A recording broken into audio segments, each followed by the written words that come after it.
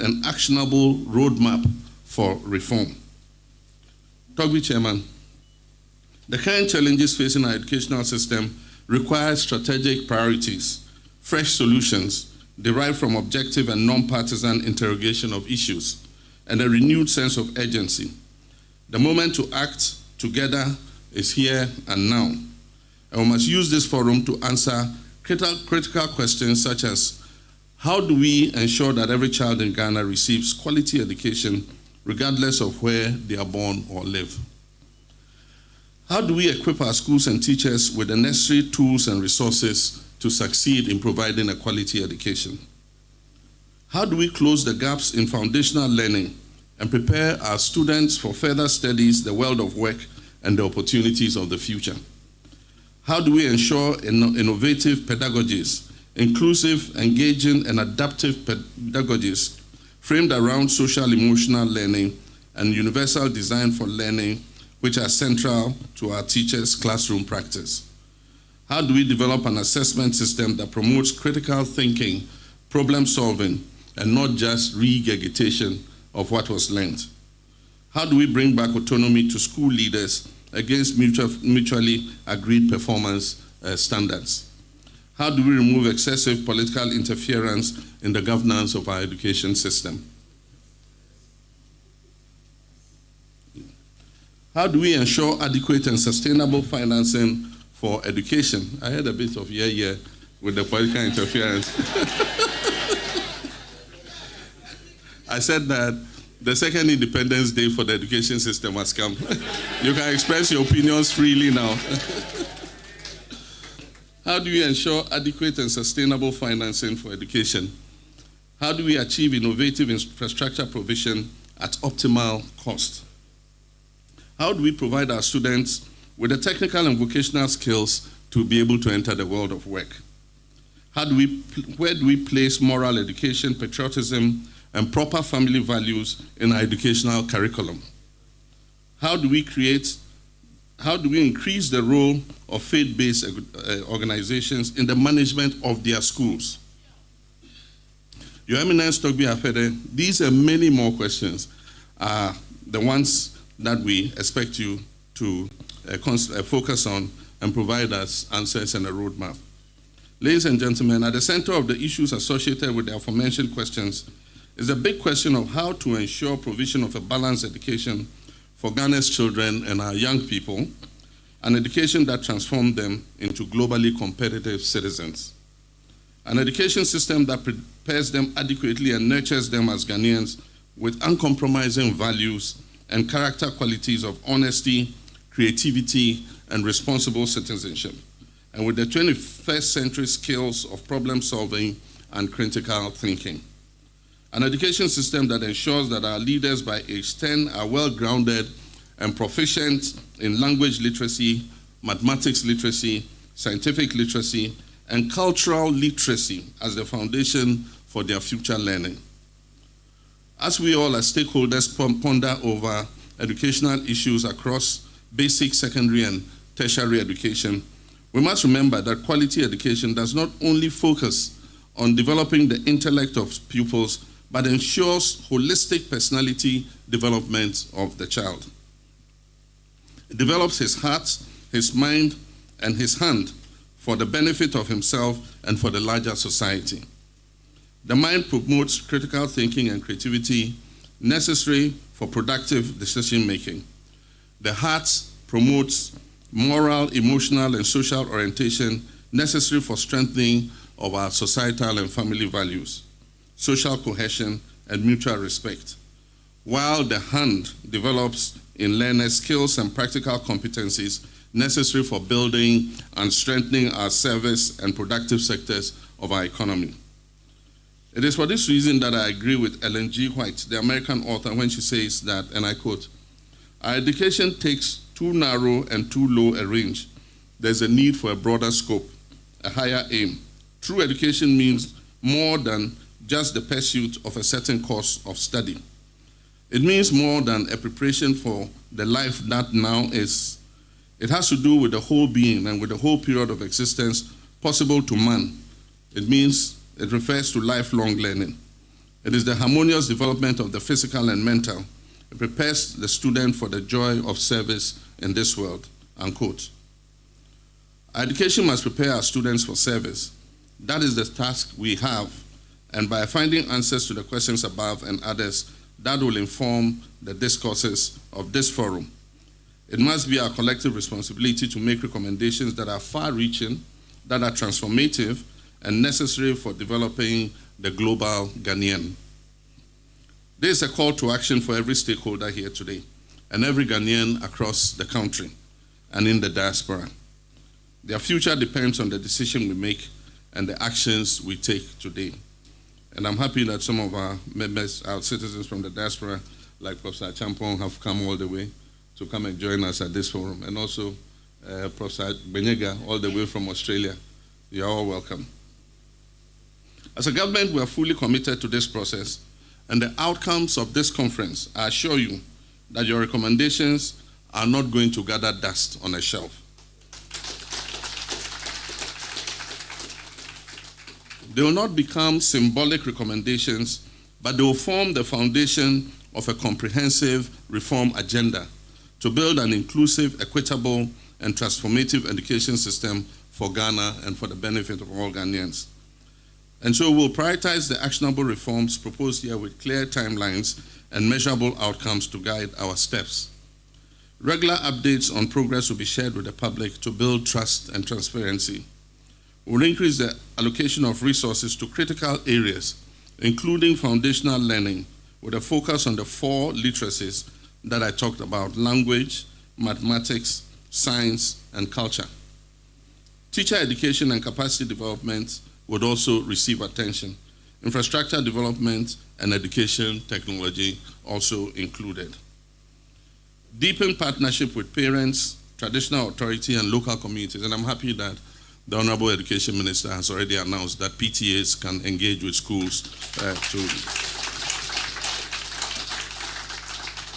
to ensure that the children, the schools are properly managed. And so PTAs can start to do their work by engaging with the schools so that we deepen management of the schools.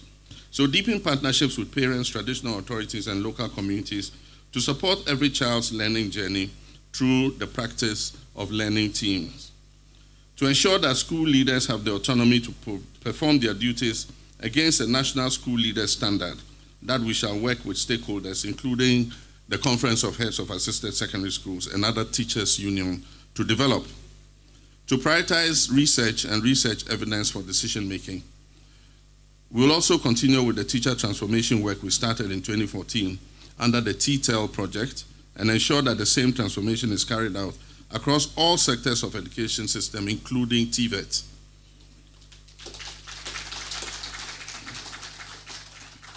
Ladies and gentlemen, as we embark on this important dialogue, let us not lose sight of the bigger picture. The task before us is not just about fixing what is broken, but about building an education system that is fit for purpose in our today's dynamic world. Let us envision an education system where every child, regardless of their background, has the opportunity to achieve their full potential. Let us envision an education system where teachers are celebrated, supported, and empowered to inspire the next generation. Let us envision an education system where schools are the centers of innovation and learning, and that prepares students not just for exams, but for lifelong learning.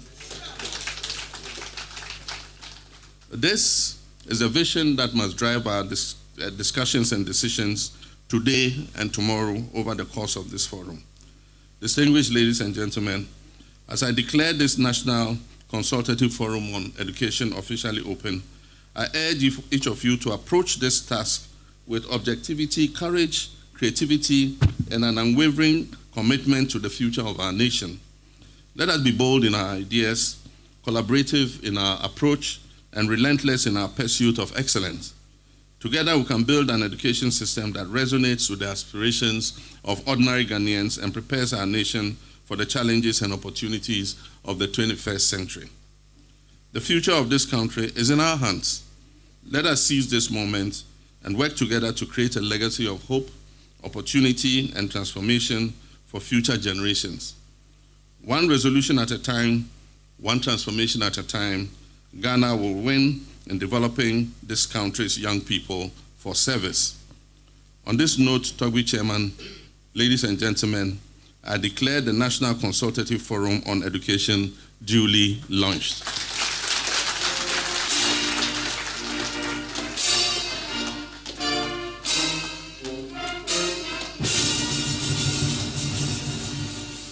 May God bless our homeland, Ghana, and make our nation great and strong. I thank you.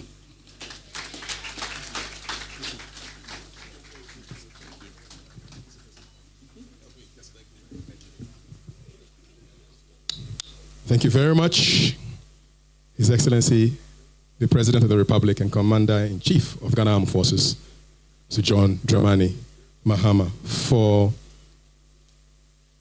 agreeing to be our special guest of honor and for launching the National Education Forum. Kindly take your seats. Thank you. We're live on MOE TV, on GTV, and on JoyNews. And Mr. President, earlier on you said the future is in our hands. The future, Mr. President, is also in this hall because we have students from Mauli School who are here in the corner. Mauli, just give us a wave. There they are. And they represent the education that we want to transform for a sustainable future. So thank you for making time to be here with us. Our chairperson will now deliver his closing remarks. Let's welcome Togbi Apete, Nelia, the Agbobo Mafia of Asogli State.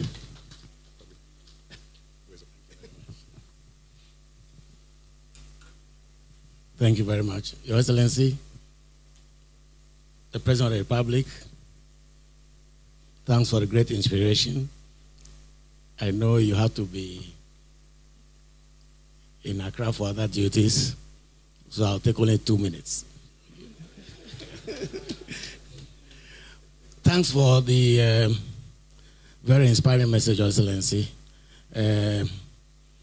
You've acknowledged, as we all recognize, the quality of the presentations. That was quite inspiring. And we've seen where all this came from.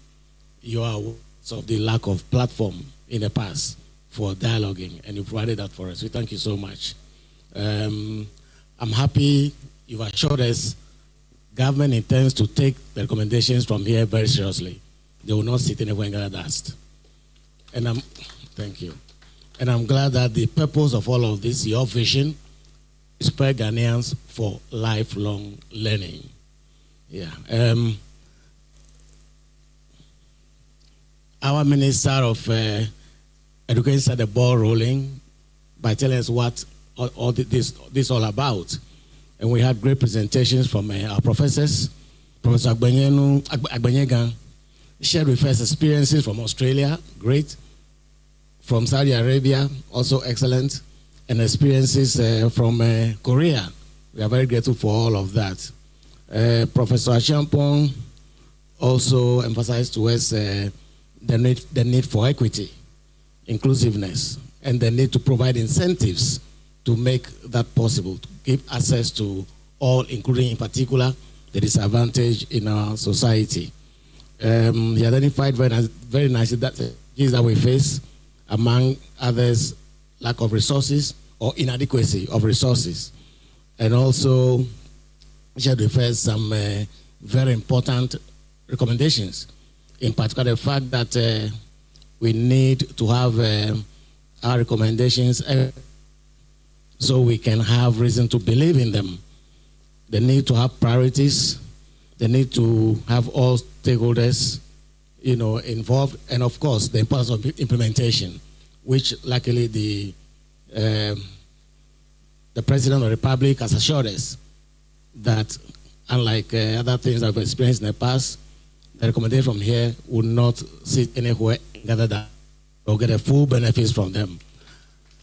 I want to thank His Excellency once again for this great opportunity. Education, we've all accepted, is what we need to unlock the potentials of our country now and into the future. Thank you for the opportunity to be the chairman of this great occasion. Thank you very much.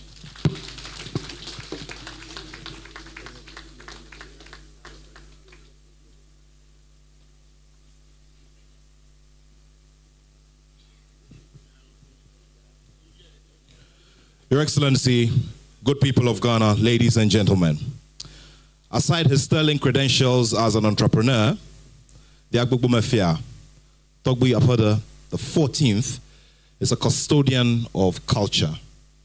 In our culture, and by our norms and by our values, anytime someone does something, no matter how small, no matter how big, it's important that we say thank you to them. We will adhere to this norm and this value greatly this afternoon. And it's on that note that I'd like to welcome up here with great respect Professor Goski Alabi to symbolically thank all of us for being a part of this opening ceremony. Shall we welcome her with a big round of applause?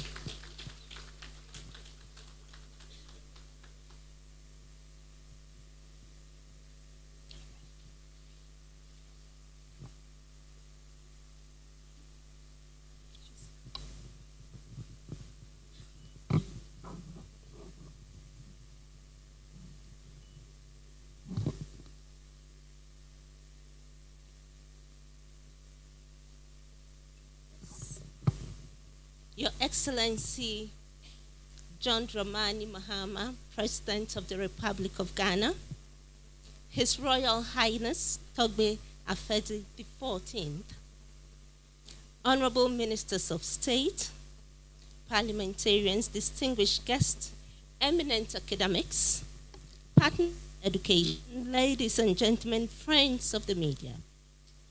On behalf of the visioneer and organizers of the National Education Forum, and all gathered here, I stand before you with immense humility and gratitude. Firstly, to His Excellency the President, we extend our deepest appreciation for your presence, for finding time on your very busy schedule to be here with us today.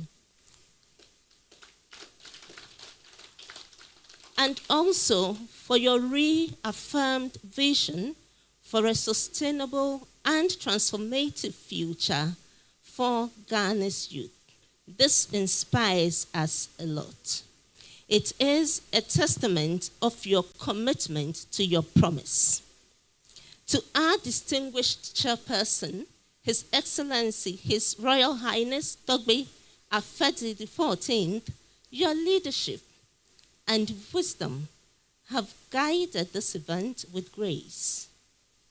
We are grateful for your stewardship and unwavering support.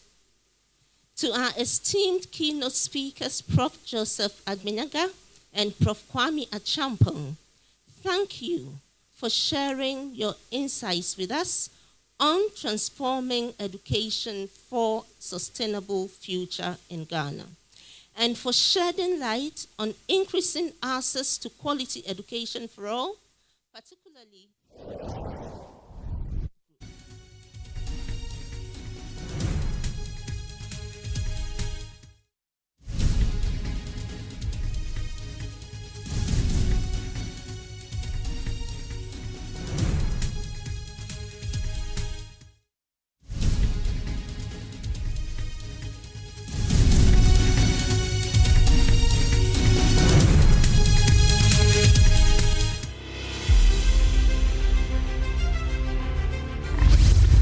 Japan, Eunice is my name, and I'm from Esuum in the Eastern region.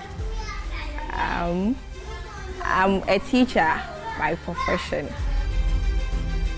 I was posted a year after service. I was posted to the community, which they have not started. Officially, the school wasn't open. So I went to speak to the assemblyman, and he informed me that yes, there's no school, but due to the nature of the road, vehicles knocked the case here and there, so the town decided they want a school. So they have started constructing it, but it's not yet ready. So if we want to start, then we should start this academic year. That was what he said.